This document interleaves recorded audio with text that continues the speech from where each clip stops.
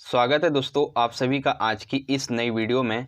आज हम बात करेंगे क्लास 12th की पॉलिटिकल साइंस की सेकंड बुक का। ये चैप्टर 9 है और बेसिकली ये लास्ट चैप्टर है इस बुक का, आपकी जो सेकंड बुक है। उसके बाद आपका पॉलिटिकल साइंस का सिलेबस पूरा खत्म हो जाएगा। ठीक है, तो चैप्टर 9 है भारतीय राजनीति नए बदलाव। इसका जो नया सिलेबस के न्यू सिलेबस के अकॉर्डिंग चैप्टर का नाम जो है वो भारतीय राजनीति में आए नए रुझान रखा गया है। ठीक है, तो इस चैप्टर के हम most important MCQ question answer करेंगे आज की इस वीडियो में, और नेक्स्ट वीडियो में इसके इंपॉर्टेंट क्वेश्चन आंसर के बारे में।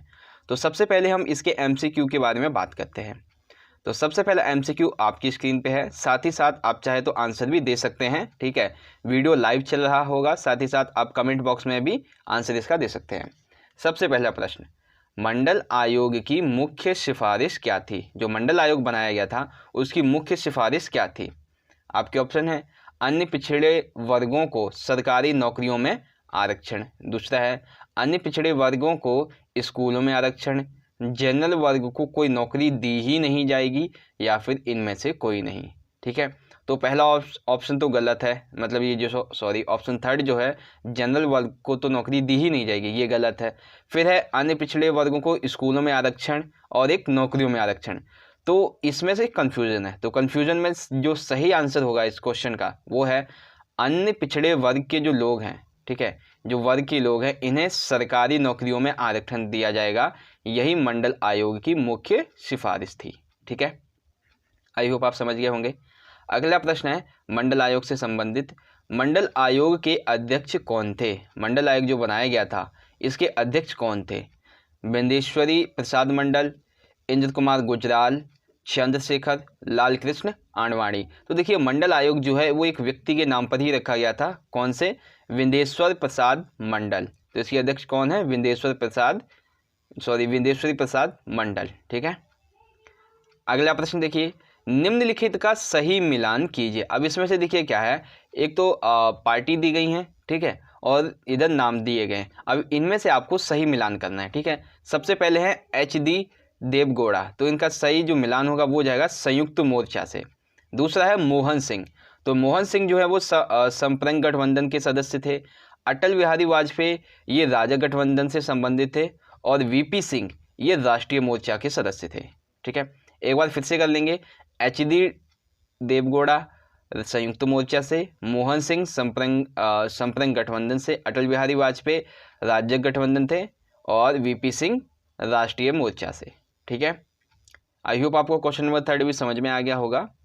अगला प्रश्न देखिए, शाहबानो मामला कब सामने आया? ठीक है, शाहबानो जो केस था वो कब चर्चा में आया? 1985, 1986, 1987, 1988। तो इसका सही आंसर क्या होगा दोस्तों? शाहबानो मामला 1985 में सामने आया था। और शाहबानो मामले में जो महिला का क्या नाम था? तो वो भी यही था, शाहबानो ही महिला का नाम था। ठीक है, अगला प्रश्न है क्वेश्चन नंबर 5 है, गुजरात में किस घटना की प्रक्रिया के स्वरूप दंगे भड़के थे? गोधरा की घटना के पश्चात, मंडल आयोग की सिफारिश पर, शाहबानो केस पर, या इनमें से कोई नहीं।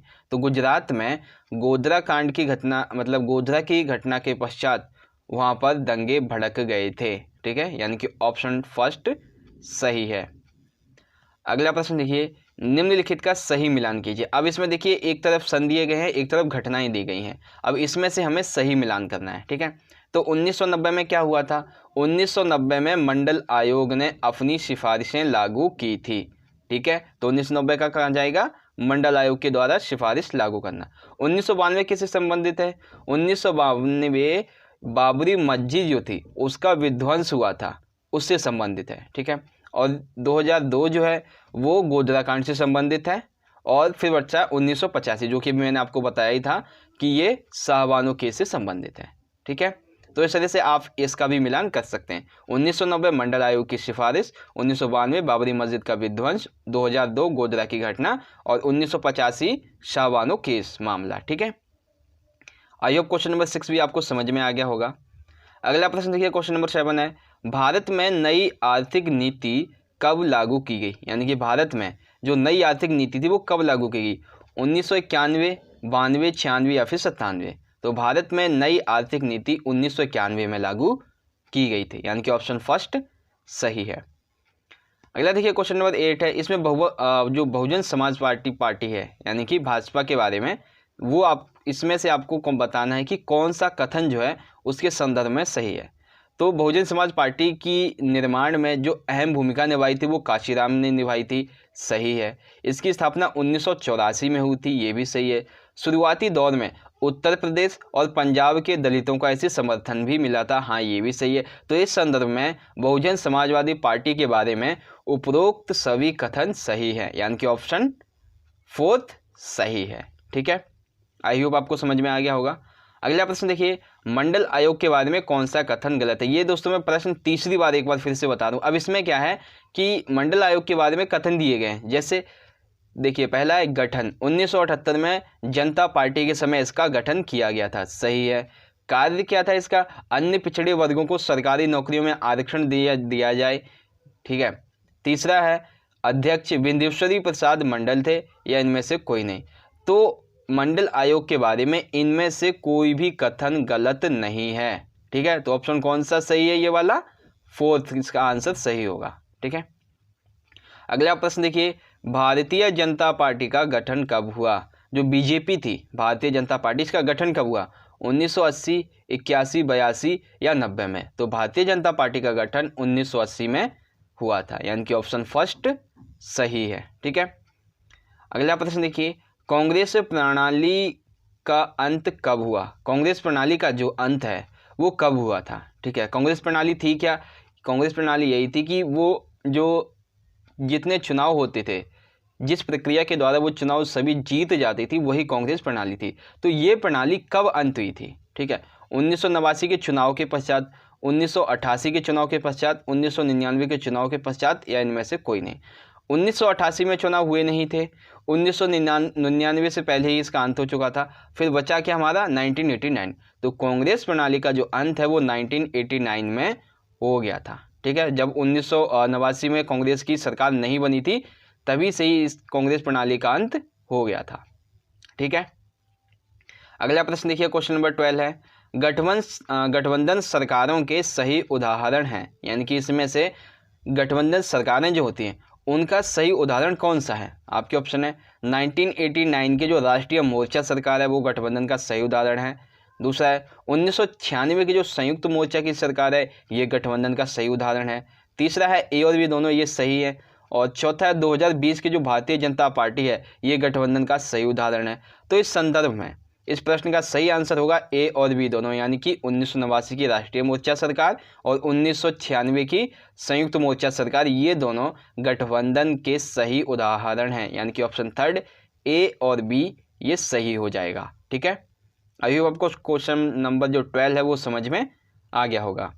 अगला प्रश्न देखिए, गठबंधन सरकार के पक्ष में क्या तर्क है, यानी कि गठबंधन की जो सरकारें होती हैं इसके पक्ष में लोग क्या कहते हैं। ठीक है, क्षेत्रीय संतुलन स्थापित करने में ये सहायक होती है, यानी कि क्षेत्रीय जो संतुलन होता है उसको स्थापित करने में गठबंधन सरकारें सहायक होती हैं। विभिन्न पक्षों का सरकार ने प्रतिनिधित्व किया, यानी कि गठबंधन जो होता है वो कई पक्षों को मिलाकर बनता है। ठीक है, तो इस संदर्भ में जो सरकार होती है वो विभिन्न पक्षों का प्रतिनिधित्व करती है, ये भी सही है। और तीसरा है ए और बी दोनों, और गठबंधन की सरकार के फलस्वरूप राजनीतिक अस्थिरता होती है, ये गलत है। कि हालांकि ये आंसर तो सही है लेकिन ये विपक्ष में आंसर है। ठीक है, तो इसका सही आंसर कौन सा होगा, ए और बी दोनों। ठीक है, गठबंधन की सरकार के पक्ष में ए और बी दोनों कथन सही हैं, यानी कि ऑप्शन थर्ड सही है। अगले देखिए, क्वेश्चन नंबर 14 है, गठबंधन सरकार के विपक्ष में तर्क क्या है। गठबंधन के सरकार का जो पक्ष है उसके विपक्ष में क्या तर्क हैं। इससे राजनीतिक अस्थिरता फैलती है, सही है। नीतियों में दृढ़ता का अभाव होता है, यानी कि नीतियां जो होती हैं वो सही तरीके से नहीं बनती हैं, ये भी सही है। ए और बी दोनों, विभिन्न पक्षों का सरकार ने प्रतिनिधित्व किया, ये तो अभी उन्हें पक्ष में ही देखा था। तो इस संदर्भ में गठबंधन सरकार के विपक्ष में ए और बी, यानी कि राजनीतिक अस्थिरता और नीतियों में दृढ़ता का अभाव, ये दोनों सही है, यानी कि ऑप्शन थर्ड जो है ए और बी दोनों, ये वाला आंसर सही होगा। इस चैप्टर का सबसे आखिरी प्रश्न है MCQ वाला। देखिए क्या है, दिसंबर 1992 की अयोध्या घटना के क्या प्रभाव हुए। देखिए पहले तो क्वेश्चन में ही आंसर बता दिया गया है कि अयोध्या घटना कब घटी थी, 1992 में घटी थी। ठीक है, तो दिसंबर 1992 की अयोध्या घटना के क्या क्या प्रभाव पड़े वो आपको बताना है। उत्तर प्रदेश की जो भाजपा सरकार थी इसको केंद्र के द्वारा बर्खास्त कर दिया गया था, सही है। दूसरा है, देश में सांप्रदायिक तनाव उभरा था एवं उत्तर प्रदेश में राष्ट्रपति शासन तक लागू कर दिया गया था, ये भी सही है। केंद्र सरकार के द्वारा एक जांच आयोग नियुक्त किया गया था, अयोध्या घटना जो हुई थी इसको लेकर एक जांच आयोग भी नियुक्त किया गया था, ये भी सही है। तो इस संदर्भ में दिसंबर 1992 की अयोध्या घटना के प्रभाव जो थे वो उपरोक्त सभी पड़े थे, यानी कि ऑप्शन 4 हमारा सही है। ठीक है, अभी आपको क्वेश्चन नंबर 15 समझ में आ गया होगा। इस तरह से दोस्तों हमारी आज की ये वीडियो यहाँ पे ख़त्म होती है और मैं आशा करता हूँ कि आपको आज की ये वीडियो पसंद आई होगी। अगर दोस्तों वीडियो अच्छी लगी हो तो लाइक करना, इस वीडियो को ज़्यादा से ज़्यादा अपने सभी दोस्तों के साथ ज़रूर शेयर कर दीजिएगा। हम मिलेंगे अगली वीडियो में इसी चैप्टर के मोस्ट इंपॉर्टेंट क्वेश्चन आंसर की वीडियो के साथ। तब तक के लिए आप पढ़ते रहिए, अपना ख्याल रखिए, धन्यवाद। जय हिंद, वंदे मातरम।